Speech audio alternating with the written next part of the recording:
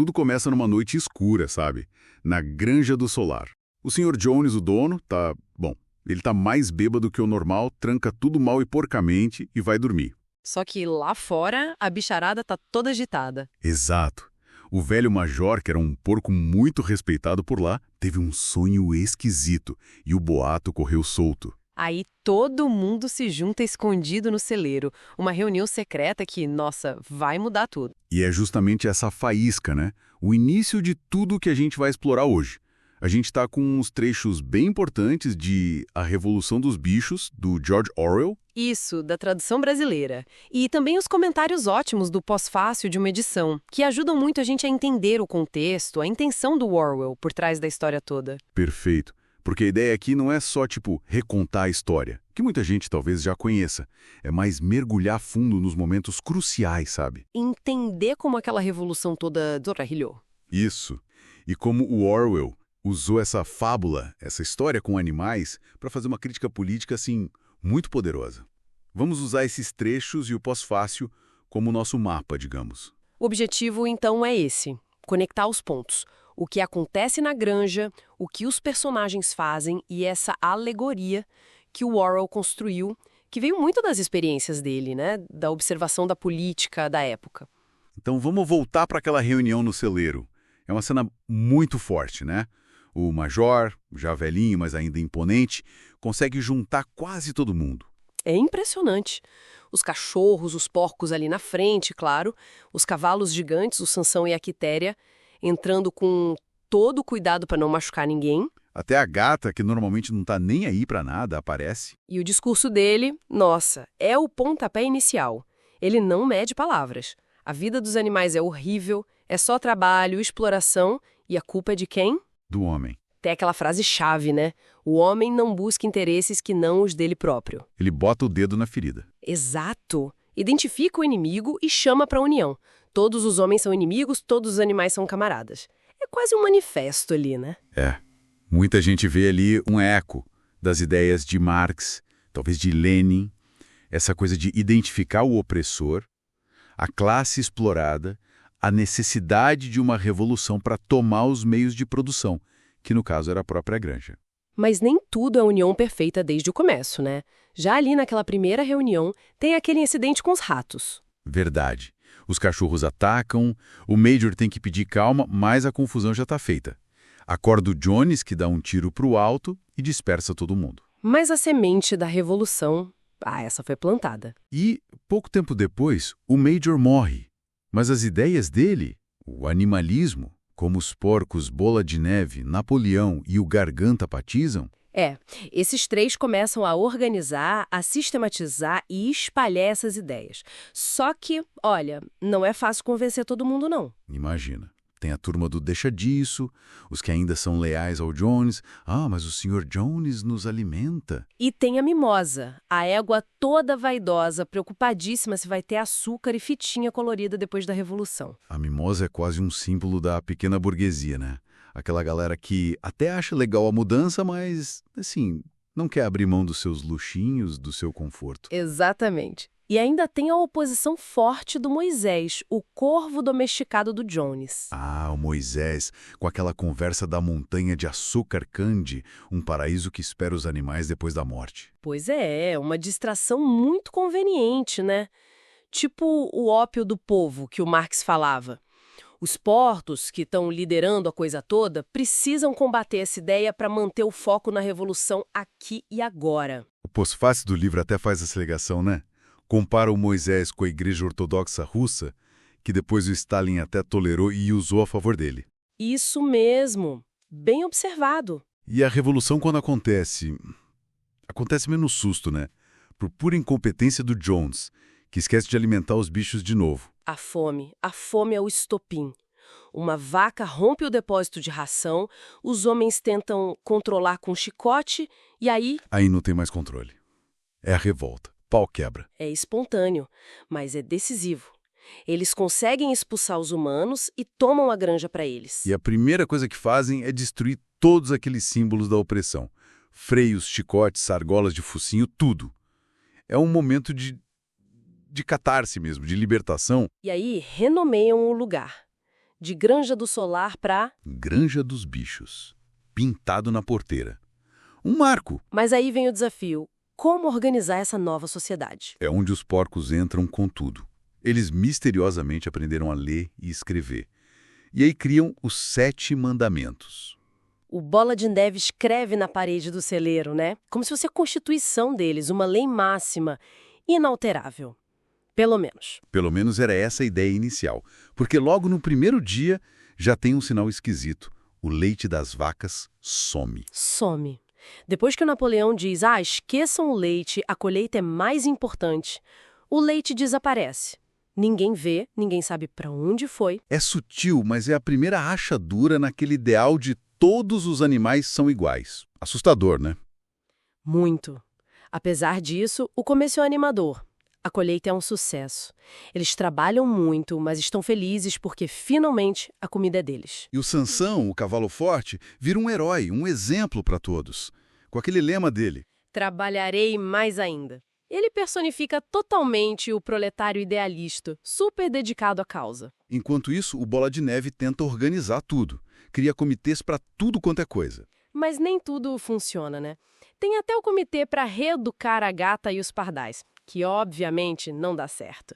E tem a dificuldade dos outros bichos em decorar os 7 mandamentos. É muito complicado para eles. Aí o Bola de Neve tem a ideia de simplificar tudo numa única máxima, fácil de decorar. 4 pernas bom, 2 pernas ruim. Que parece uma boa ideia na hora, né? Uma solução prática. Só que isso, nossa, acaba virando uma ferramenta de manipulação poderosa mais pra frente. Com certeza.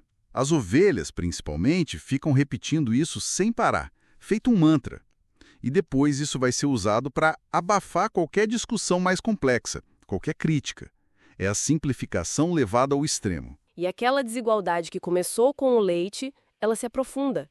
As maçãs que caem das árvores também são reservadas para os porcos. E quem aparece para justificar isso? Sempre ele. Garganta, o mestre da oratória da propaganda do regime.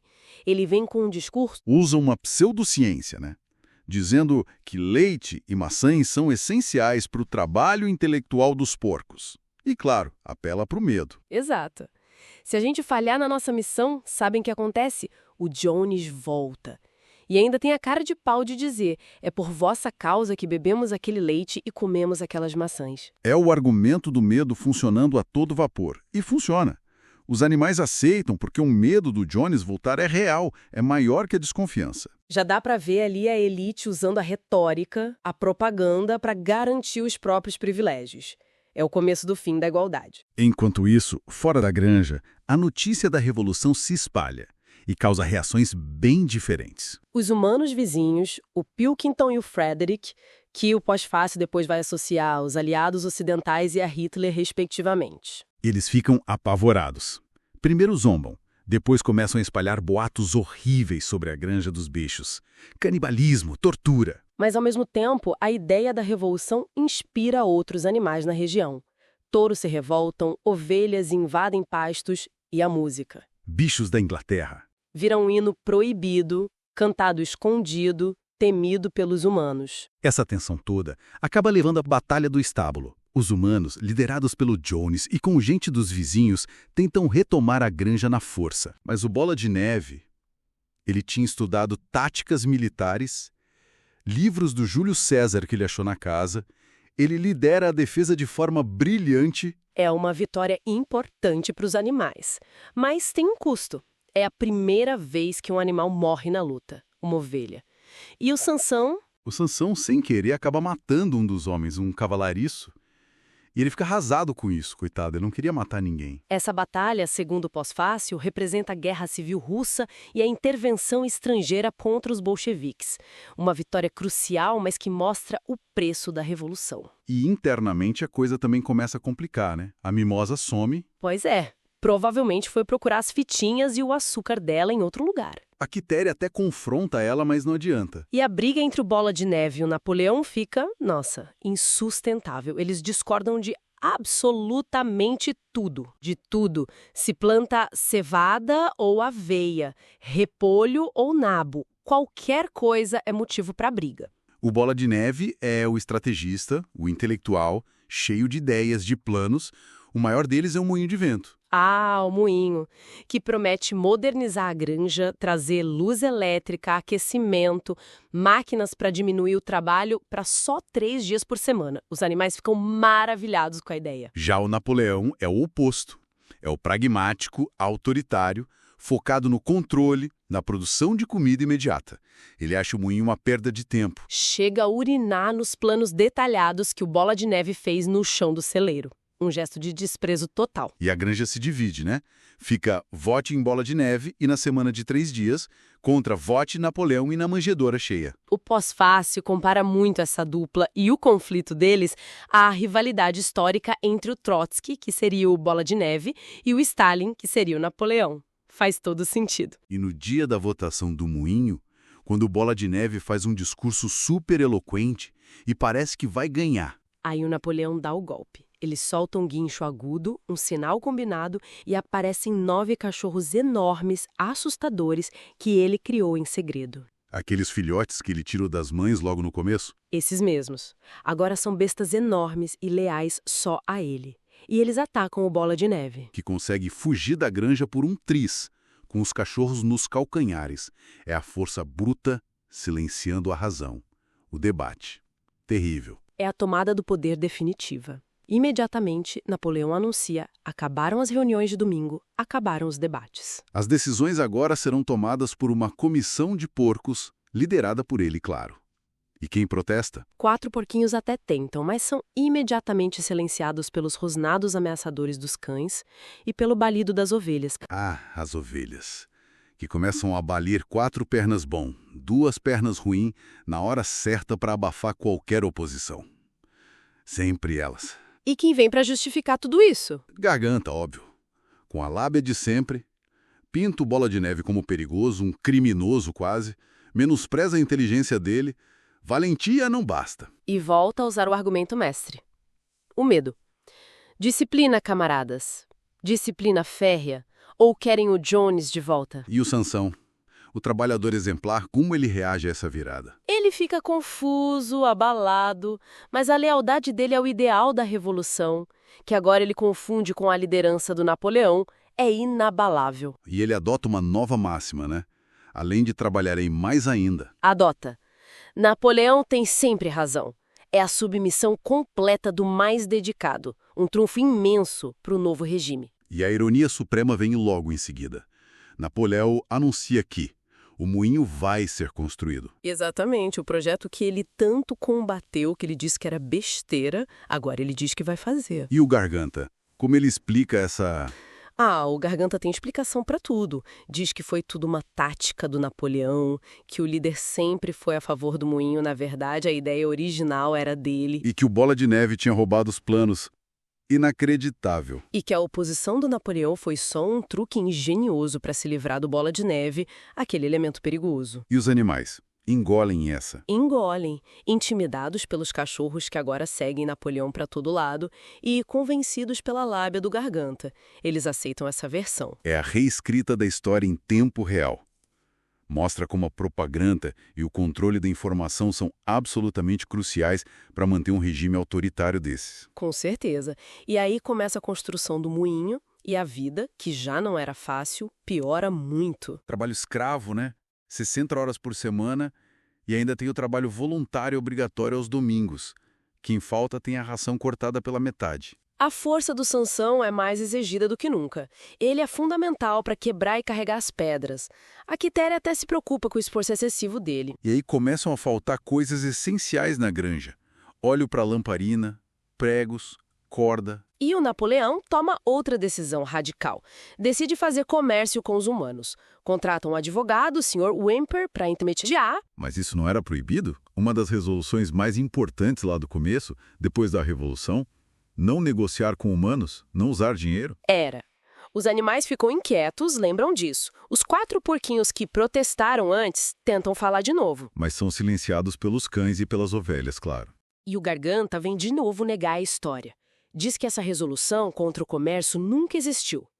Pura imaginação vossa. Mentiras inventadas por Bola de Neve. Ele pergunta se alguém tem isso escrito em algum lugar. Como não tem, ou o que tinha sumiu, A memória falha, a dúvida se instala, e eles acabam aceitando. É a manipulação da memória coletiva funcionando de novo. E os porcos, eles vão se distanciando cada vez mais dos outros animais, né? Totalmente. Mudam para a casa do Jones, começam a dormir nas camas. Outra regra quebrada: nenhum animal dormirá em cama. Ah, mas o Garganta já tem a resposta pronta. Ele diz que o problema não era a cama em si, mas os lençóis. Lençóis é que eram invenção humana. Como eles tiraram os lençóis, tá tudo certo. É uma distorção da linguagem que muda completamente o sentido original. Pequenas alterações que legitimam tudo. Passam a acordar 1 hora mais tarde que os outros. E ninguém ousa reclamar. O medo já está instalado. E aí vem a tempestade. Uma ventania violenta em novembro que destrói o moinho que já estava quase pronto. Um desastre. E a culpa, claro, recai sobre quem? Bola de Neve, o bode expiatório perfeito. Napoleão encontra pegadas de porco perto das ruínas e declara que são dele, que ele veio escondido sabotar tudo. É a desculpa ideal para unir todo mundo contra esse inimigo externo ou exilado e justificar ainda mais sacrifícios na reconstrução do moinho, que agora vai ter que ser feito com paredes mais grossas. O inverno que se segue brutal. Frio, fome e a reconstrução do moinho em condições terríveis. O trabalho é cruel, sem aquela esperança e entusiasmo do começo. Só o Sansão e a Quitéria parecem manter o ânimo. O Garganta faz discursos falando sobre a alegria e dignidade do trabalho. Uma piada de mau gosto. A comida fica cada vez mais escassa, precisa comprar mais grãos. E o Napoleão se isola cada vez mais da casa grande. Vira uma figura quase mítica. Aparece raramente, sempre com uma escolta cerimonial de cães. As ordens são transmitidas pelo Garganta. E para conseguir dinheiro para comprar grãos, ele ordena a venda dos ovos das galinhas. 400 ovos por semana. Mas as galinhas tinham sido prometidas que poderiam chocar seus ovos. Elas protestam. Lideradas por 3 galinhas minorcas, elas começam a botar os ovos lá do alto das vigas para que se quebrem no chão. É a primeira rebelião interna de verdade contra o regime de Napoleão. E a resposta do Napoleão é dura, né? Brutal. Ele corta completamente a ração das galinhas. Decreta que qualquer animal que der 1 grão de milho para elas será punido com a morte. Os cães fiscalizam. As galinhas resistem por 5 dias, mas a fome é demais. 9 delas morrem oficialmente de coccidiose, uma doença. Mas todos sabem a verdade. E os ovos passam a ser entregues pontualmente para o contrato com o Whymper. A rebelião foi esmagada pela força e pela fome. Fica claro que qualquer oposição será tratada assim. E a campanha para demonizar o Bola de Neve se intensifica ainda mais. Ele vira o culpado universal para tudo que dá errado na granja. Uma chave perdida, culpa do Bola de Neve. Uma janela quebrada, Bola de Neve.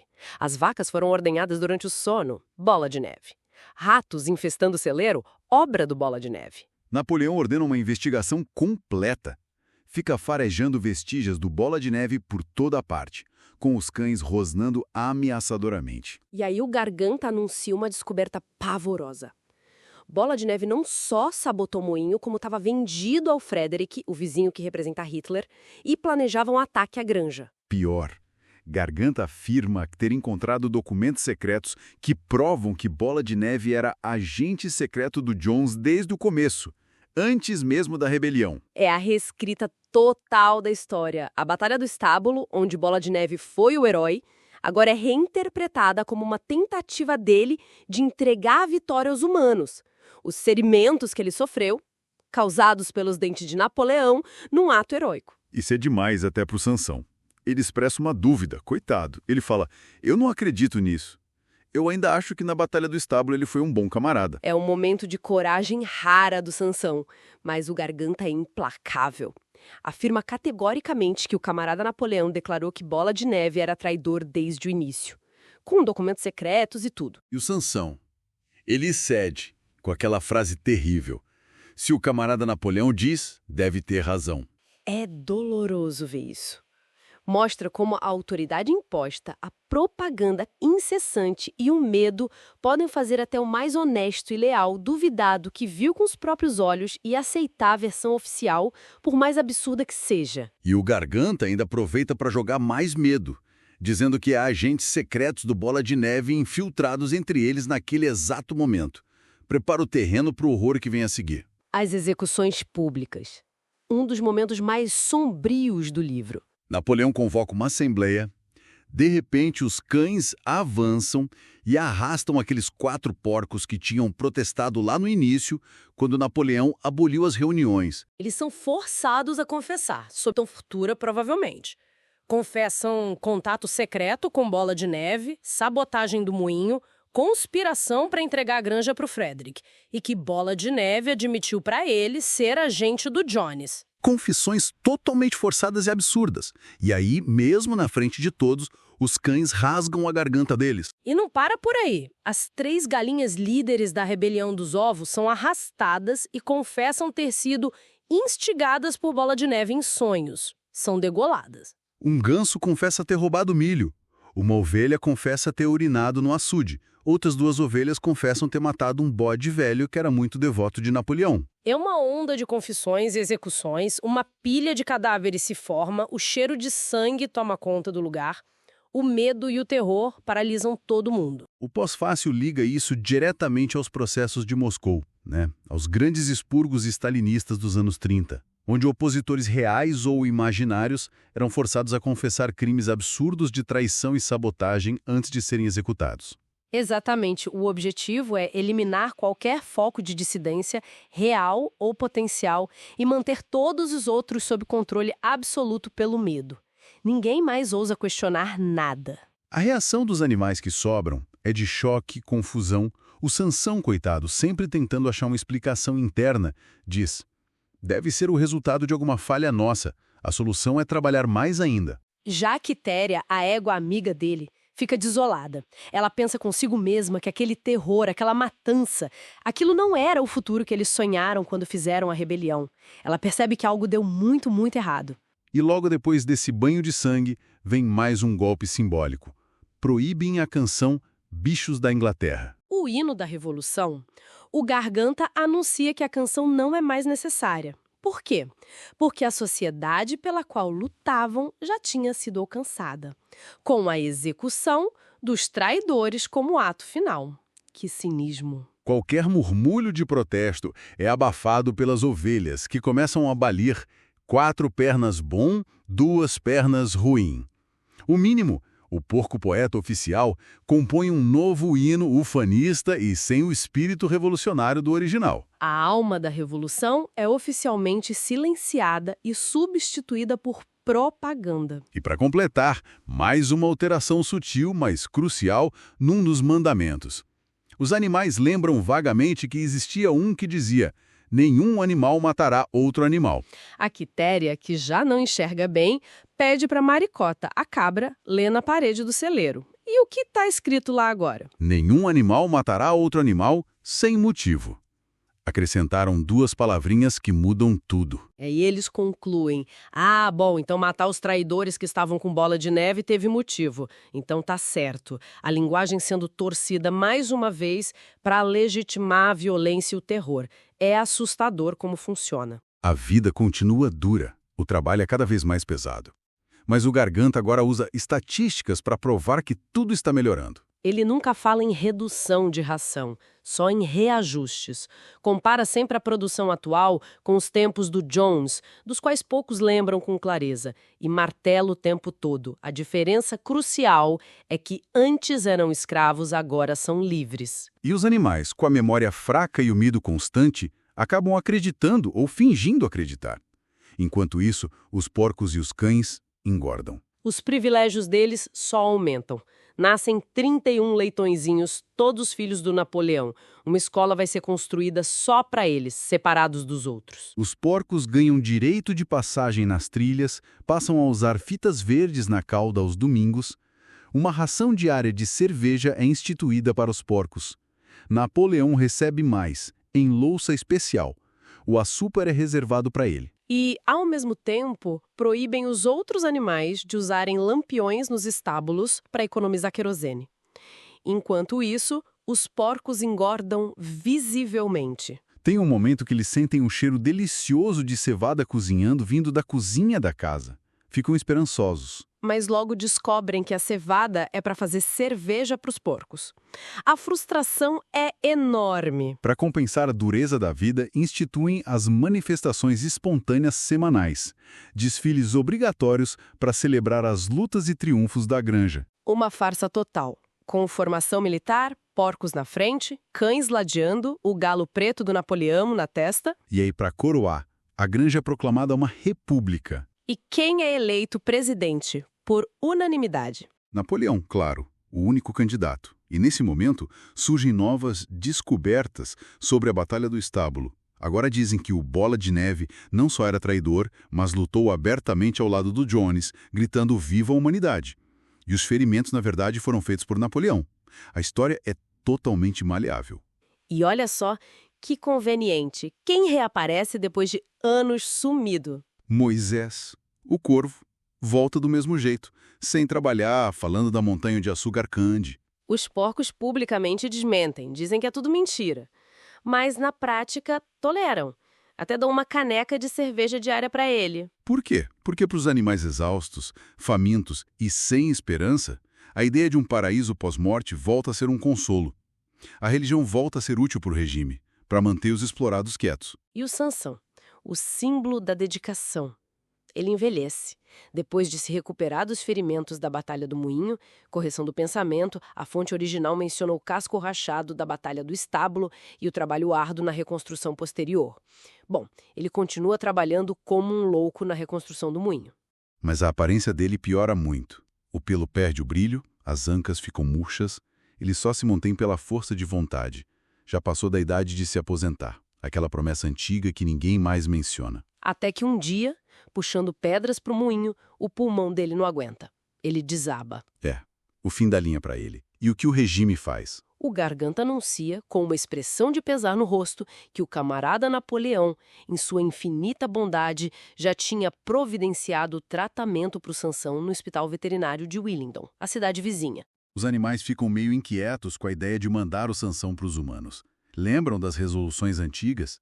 Mas aí chega o carroção para levá-lo e quem percebe a verdade terrível? Benjamin, o burro velho e cínico que quase nunca falava nada, que via tudo mas não se metia, dessa vez ele não se contém. Ele relincha de pavor e alerta os outros. Ele consegue ler o que está escrito na lateral do carroção. Alfred Simmons, matadouro de cavalos e fabricante de cola, Willingdon. Nossa, que horror! Os animais entram em pânico, gritam para o Sansão sair de ali. A Quitéria lidera uma tentativa desesperada de parar o carroção. O Sansão ouve os gritos, tenta escoicear a porta por dentro, mas já está fraco demais. O carroção parte, levando o trabalhador mais leal da granja para a morte. É a traição final. O regime vendeu seu seguidor mais dedicado para o matadouro. Provavelmente para conseguir dinheiro para comprar uísque para os porcos, porque dias depois o Garganta volta com a história da morte pacífica de Sansão no hospital, cercado de todos os cuidados, com remédios caros pagos pessoalmente por Napoleão. Inventa até as últimas palavras dele. Avante, camaradas! Viva a Revolução dos Bichos! Viva o camarada Napoleão! Napoleão tem sempre razão. E ainda desmente o boato estúpido sobre o matadouro, dizendo que o veterinário tinha comprado um carroção de segunda mão e ainda não tinha tido tempo de apagar a pintura antiga. E os animais, mais uma vez. Aliviados com a história bonita, convencidos pela autoridade do Garganta, aceitam. Querem acreditar que o Sansão teve um fim digno. E para completar a farsa, Napoleão faz um discurso elogiando o Sansão e suas máximas no domingo seguinte. E à noite, os porcos fazem um banquete em memória dele. Um banquete regado a muito uísque, que chegou numa caixa vinda de Willingdon. A noite termina com cantoria, briga e barulho de vidro quebrado vindo da Casa Grande. Ficou bem claro de onde veio o dinheiro para o uísque. A morte do Sansão é realmente o clímax emocional e alegórico da história. É a representação mais brutal da traição da classe trabalhadora, explorada até a exaustão e descartada sem cerimônia quando não serve mais. Terrível. Muito triste. E o tempo passa na granja, anos se passam. Muitos da velha guarda morrem. A Maricota, os cães originais, o próprio Jones morre num asilo para bêbados. O Bola de Neve e o Sansão viram lendas distantes, quase esquecidos. Só a Quitéria, o Benjamin e o Moisés lembram bem deles. A Quitéria tá velha, doente. A aposentadoria, ninguém nem fala mais nisso. Napoleão agora é um cachaço enorme e gordo. O Garganta tá obeso, mal consegue enxergar. O Benjamin tá igual, só mais grisalho e rabugento. Tem uma nova geração de animais que nasceu depois da rebelião. Conhecem a história só de ouvir falar, como uma tradição antiga, ou nem isso. Chegam 3 cavalos novos, fortes, bons trabalhadores, mas completamente estúpidos, mal sabem o alfabeto. A granja em si prosperou, ficou mais organizada, compraram mais terras do Pilkington. O moinho finalmente foi concluído. Mas não para trazer luz e água quente para os animais como Bola de Neve sonhava. Não, para moer grãos e gerar lucro para os porcos. Estão até construindo outro moinho. As promessas de luxo, conforto, semana de 3 dias, tudo esquecido. Napoleão prega agora as virtudes do trabalho duro e da vida frugal. Ou seja, a granja ficou mais rica, mas os animais continuam pobres e trabalhando como condenados. Exceto, claro. Muito bem. O Garganta passa o dia explicando o trabalho insano de supervisão e organização que eles fazem. Arquivos, relatórios, minutas, memorandos. Pura burocracia para justificar os privilégios. E então vem o golpe final. A imagem que consolida a traição completa de todos os ideais. Um dia, a Quitéria solta um relincho horrorizado. Os outros animais correm para ver o que é. E o que eles veem saindo da casa grande. O Garganta, andando sobre as 2 patas traseiras. Cambaleante, mas andando. E atrás dele vem outros porcos todos andando sobre 2 patas. E por último, sai Napoleão, majestoso, totalmente ereto, e com um chicote na pata. Um chicote, o símbolo máximo da opressão humana. O silêncio dos outros animais é de choque total. Um horror paralisante. E na hora em que talvez pudesse surgir um protesto, um murmúrio, as ovelhas que tinham sido levadas por Garganta dias antes para aprender uma nova canção. Explodem, em uníssono, balindo sem parar por 5 minutos. 4 pernas bom, 2 pernas melhor. 4 pernas bom, 2 pernas melhor. Abafam qualquer possibilidade de reação.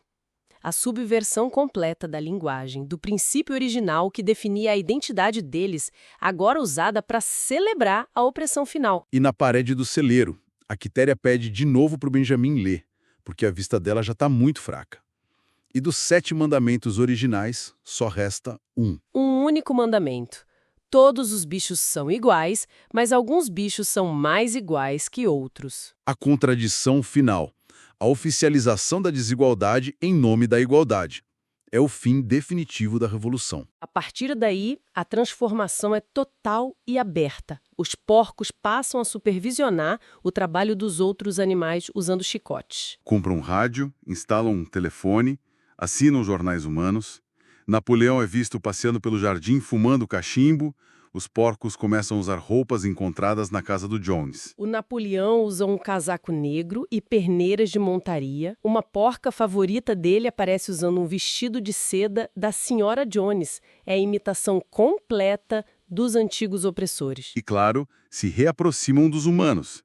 Uma delegação de fazendeiros visita a granja por uma inspeção. E ficam admirados, elogiam a eficiência, a disciplina e principalmente as rações baixas e as longas horas de trabalho dos animais inferiores. Dizem que tem muito o que aprender com a granja dos bichos. E à noite tem um banquete na casa grande.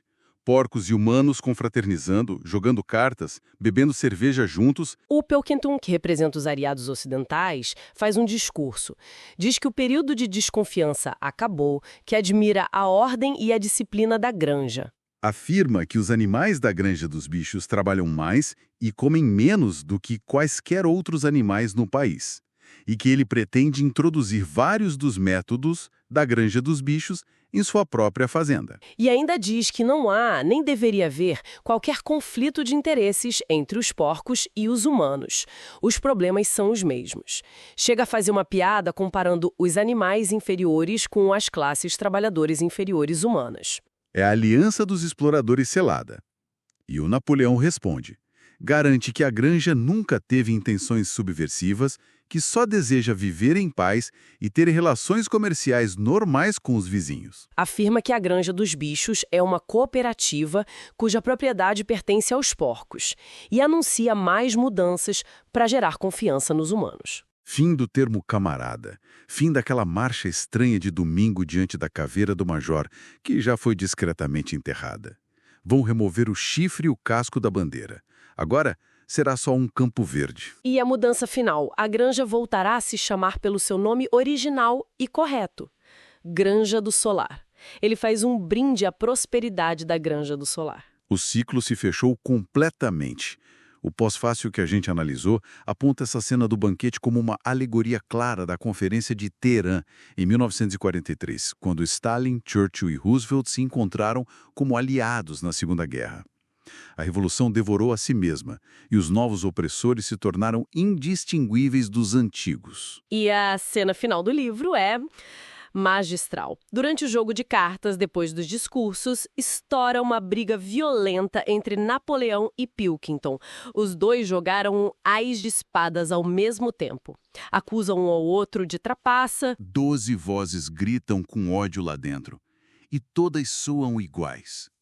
Os outros animais que observavam tudo do lado de fora, pela janela, Olham de porco para homem, de homem para porco e de porco para homem novamente. Mas já era impossível distinguir quem era quem. A fusão é completa. A exploração continua, só mudaram os exploradores, que agora se parecem e agem exatamente da mesma forma. Um final devastador. E o pós-fácil que a gente usou como base reforça muito essa leitura alegórica, né? O Orwell viveu na pele a repressão stalinista lá na Guerra Civil Espanhola. Ele viu a propaganda mentirosa, a perseguição a quem pensava diferente dentro da esquerda. Ele queria, com esse livro, expor o que ele chamava de mito soviético. Aquela ideia muito comum na época entre intelectuais ocidentais de que a URSS era um paraíso socialista. Ele queria mostrar como o ideal socialista original tinha sido totalmente distorcido e corrompido pelo totalitarismo stalinista. Sim, e é interessante notar como ele teve dificuldade para publicar o livro. Foi rejeitado por várias editoras durante a Segunda Guerra. Por quê? Justamente por causa da aliança entre o Reino Unido e a União Soviética contra Hitler. Havia uma pressão, às vezes sutil, às vezes nem tanto, para não criticar os aliados soviéticos. O próprio Ministério da Informação britânico sugeriu que não era hora de publicar algo que representasse os líderes russos como porcos. Poderia ofender. O Orwell chegou a escrever um prefácio sobre isso chamado A Liberdade de Imprensa, que ele acabou não publicando na época. Nele ele denunciava essa autocensura na imprensa e na intelectualidade britânica, esse medo de criticar a URSS, essa aceitação meio cega da propaganda soviética. Ele achava isso muito perigoso. Dizia que se você tolera a desonestidade intelectual por conveniência política, você abre um precedente perigoso para sua própria liberdade de expressão. Uma crítica bem atual, né? Muito atual.